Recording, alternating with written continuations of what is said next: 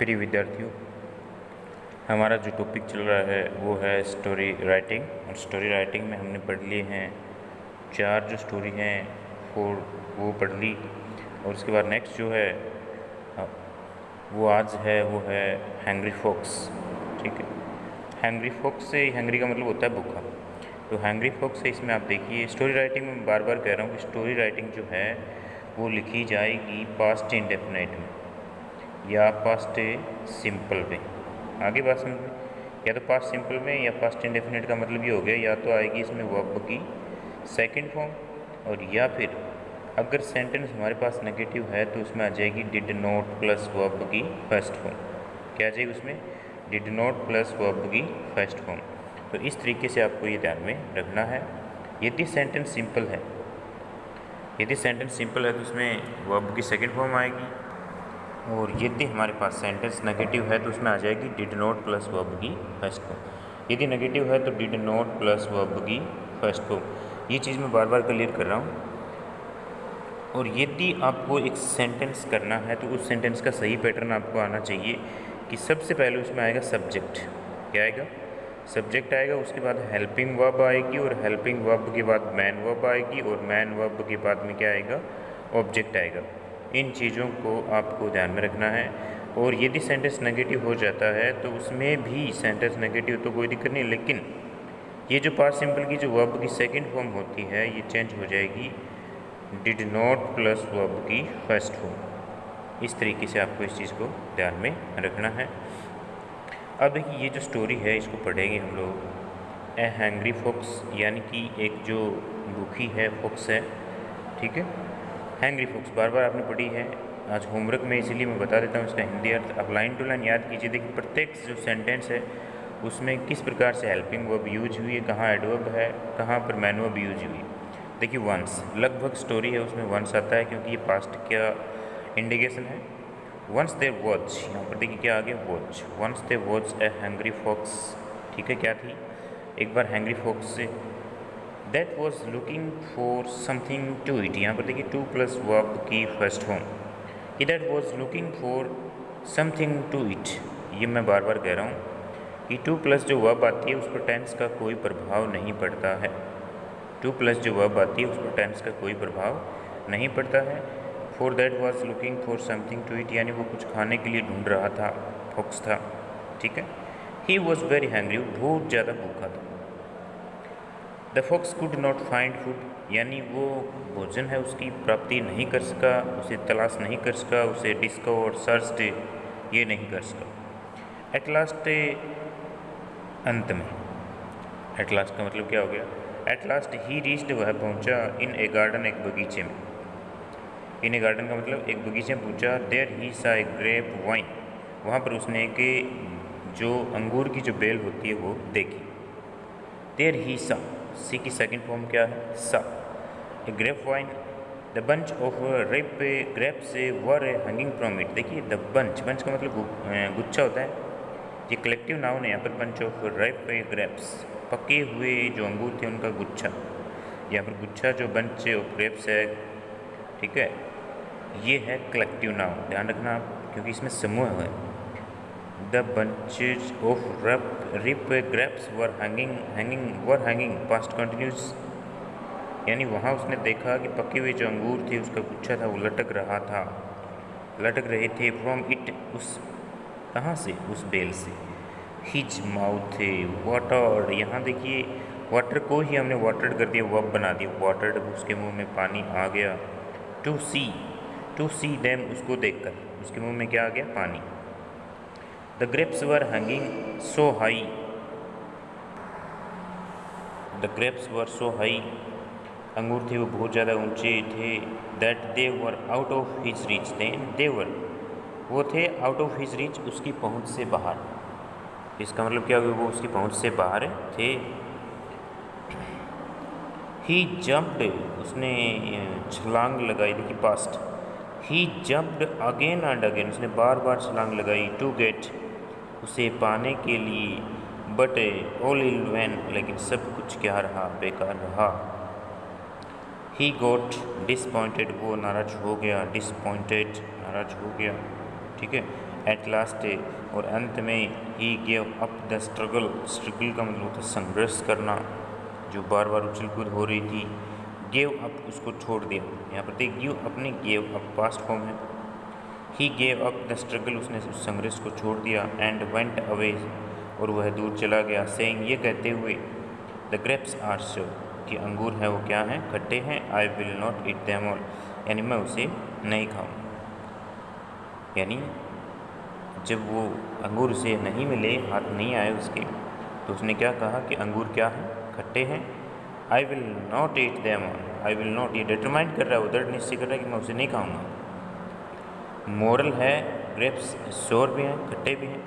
People makes excuses to dislike what they can not get, उस चीज़ को लोग नकार देते हैं जिसको वो प्राप्त नहीं कर सकते हैं और फिर बहाना ढूंढते हैं। तो ये हंग्री फॉक्स है, ये इम्पोर्टेंट है बोर्ड क्लास के लिए भी और 9th क्लास के भी लिए भी, 8th क्लास के लिए भी। तो इसको अच्छे से देखिए और बार बार इसको रिपीट कीजिए और ये याद भी हो जाएगी। इसको अच्छे से आपको याद करना है। सिर्फ इम्पोर्टेंट बात क्या है इसमें, इम्पोर्टेंट बात ये है कि इसमें पास्ट फॉर्म है वो कहाँ पर यूज हुई है, यानी प्रेजेंट फॉर्म है वो कहाँ पर यूज हुई है, और लगभग जो स्टोरीज आप राइटन करते हैं उसमें हमेशा ही आपको पास्ट फॉर्म यूज करनी, पास्ट इंडेफिनिट ही आएगा। और पास्ट इंडेफिनिट यदि आपको करना है तो मैं कह रहा हूँ कि यदि सिंपल सेंटेंस है तो उसमें वर्ब की सेकंड फॉर्म लगाइए, या फिर होगा वॉज या वर प्लस वर्ब की फर्स्ट फॉर्म में आईएनजी का प्रयोग। यदि आपके पास पास्ट कॉन्टिन्यूज आ जाए, क्या आ जाए, पास्ट कॉन्टिन्यूज आ जाए, तो आप क्या करोगे, या तो वॉज या वर प्लस वर्ब की फर्स्ट फॉर्म में क्या लगाओगे, आईएनजी। वॉज या वर प्लस वर्ब की फर्स्ट फॉर्म में क्या लगाएंगे, आईएनजी लगाएंगे। तो इस तरीके से आप कर सकते हैं। दो ही टेंस, एक तो पास्ट इंडेफिनिट और दूसरा है पास्ट कॉन्टिन्यूस, इन दोनों को ही आपको अच्छे से याद करना है। इस तरीके से प्यारे बच्चों ये होगी हमारी पहली स्टोरी। कौन सी होगी, ए हैंग्री फॉक्स, हैंग्री यानी भूखा जो फॉक्स है उसके बारे में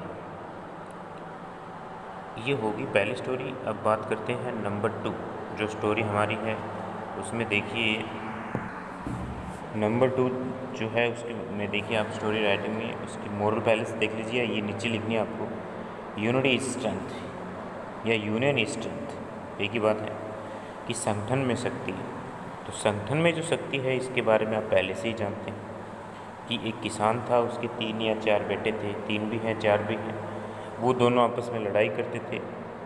ठीक है, एक दिन किसान बीमार हो जाता है और वो उनको सभी को अपने पास बुलाता है और क्या करता है, उन्हें कहता है और उनको एक एग्जाम्पल देकर वो समझाता है कि ये जो लकड़ियों का एक बंडल था वो दिया, पहले उसने जो बंधा हुआ बंडल था वो दिया और कहा कि आप इसे तोड़िए। ठीक है, पहले उसको कहा कि आप एक एक लकड़ी लीजिए 1 बाय 1 और उसको ब्रिक कर दीजिए, आप तोड़ दीजिए, तो उन्होंने एक एक को तोड़ दिया। फिर उसने एक बंडल दिया, पूरा का बंडल, वो कहा कि आप ये तोड़ दीजिए वो, लेकिन उसने कुड नॉट ब्रिक दैम, लेकिन उसमें से कोई नहीं तोड़ सका। तो इस तरीके से उसने मैसेज दिया कि ये दिन लकड़ियों की तरह आप एक एक रहोगे तो हर कोई आपको तोड़ सकता है, और यदि यूनिटी में आप रहोगे तो कोई भी आपको नुकसान नहीं पहुंचा सकता है। तो देखिए स्टोरी राइटिंग में पहले यहाँ से देखिए, a farmer and his sons, ये आपकी जो स्टोरी है वो है a farmer and his sons, एक किसान और उसके बेटे। Once there was an old farmer, एक बार एक किसान था, he lived a very hard life, यानी वो बहुत कठिन जीवन व्यतीत करता था। ही हैड 3, यहाँ पर ही हैड 3 सन्स, उसके 3 बेटे थे। दे केप्ट ऑन क्वारलिंग, वो हमेशा झगड़ते रहते थे। The old man was world, देखिए वॉज वर्ल्ड एक्टिव पैसिव, चिंतित था। The old man was world, चिंतित था, बिकॉज ऑफ देयर डिसयूनिटी, यानी उसकी जो वो बंधन में नहीं रहते थे, एक एक करके अलग अलग रहते थे, उसके लिए वो चिंतित था। He tried his best to unite them, उसने कोशिश की हिज बेस्ट, अपना अच्छा करने के लिए, टू यूनिट देम, उसको एक जगह करने के लिए, बट कुड नॉट सक्सेस, लेकिन वो सफल नहीं हो सका। बाई चांस, और अचानक ही the old man fell ill, एक दिन बूढ़ा व्यक्ति बीमार हो गया। हिज डेथ वाज श्योर, उसकी मृत्यु क्या थी, श्योर थी। ठीक है, हिज डेथ वाज श्योर, उसकी मृत्यु क्या थी, श्योर, निश्चित थी।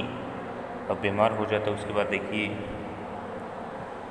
His son came to see them, उसके बेटे उसे देखने के लिए आए, टू सी हिम, उसे देखने के लिए आए। ही आस्क्ड देम, उसने उससे पूछा, टू ब्रिंग सम स्टिक्स, कुछ लकड़ियाँ लाने के। देखिए ही आस्क्ड, उसने पूछा, प्रेजेंट नहीं बल्कि कौन सी फॉर्म है, पास्ट फॉर्म है। ही आस्क्ड देम, उसने उससे पूछा, टू ब्रिंग सम स्टिक्स, कुछ लकड़ियाँ लाने के लिए। हिज सन्स ओबेड हिम, उसके पुत्रों ने उसका क्या किया, पालन किया। एंड ब्रॉट, और लाए, सो मैनी स्टिक्स, बहुत सारी लकड़ियाँ। His sons obeyed him and brought so many sticks. He made of bundle of them, देखिए he made of bundle of them, they did so. अब देखिए, और बंडल लाने के लिए कहा लकड़ियों का, तो उन्होंने डिड सो, ऐसा ही किया। देन ही आस्क्ड, उसके बाद, then he asked them to break that bundle, और उस बंडल को तोड़ने के लिए कहा उसने। All of them tried, all of them tried, सभी ने कोशिश की, देयर बेस्ट, अच्छा करने की, but failed to do so, लेकिन ऐसा करने में वो असफल रहे। ठीक है, ऐसा करने में वो असफल रहे। When the bundle was untied, जब बंडल को खोला गया। When the bundle was untied, जब बंडल को खोला गया। द स्टिक्स गोट स्केटर्ड, यानी वो लकड़ी एक एक होगी। और he asked his sons to break those sticks, और खुलने के बाद देखिए ही आस्क्ड हिज सन्स, उसने अपने बेटों से पूछा, टू ब्रिक दोज स्टिक्स, उन लकड़ियों को तोड़ने के लिए। वन बाय वन, एक एक, देखिए वन बाय वन ईजीली, आसानी से तोड़ने के लिए कहा। The old man said the sticks were strong, की लकड़ियाँ क्या थी, वो स्ट्रॉन्ग थी। व्हेन दे वर यूनाइटेड, जब वो एक साथ थी। They become weak when they were separated, जब